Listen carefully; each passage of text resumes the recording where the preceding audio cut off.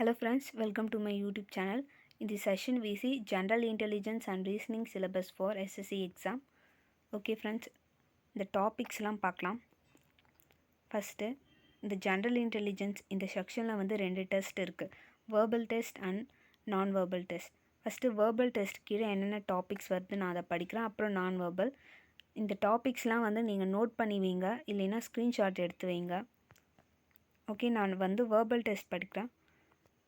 Analogy, blood relationship, symbols and notations, classification, direction and distance test,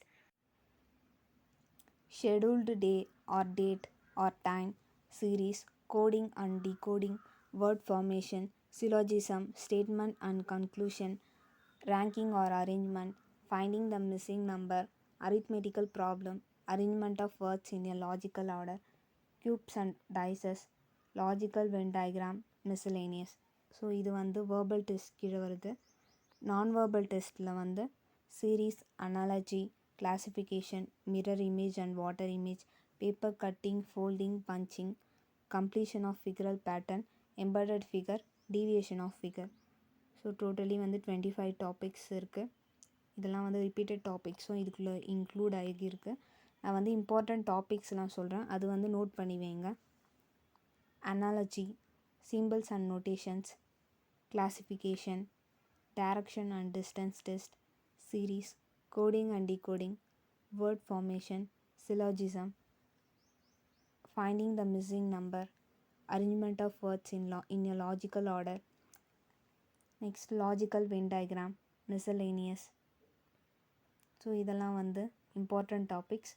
இதில் அதிகமாக concentration பண்ணணுன்னா analogy, blood relations, symbols and notation, next வந்து coding, decoding, word formation, syllogism, arithmetical problems, finding the missing number, arrangement of words in a logical order, cubes and dices, logical Venn diagram, miscellaneous, mirror image and water image, paper cutting, folding and punching, completion of figural pattern, embedded figure.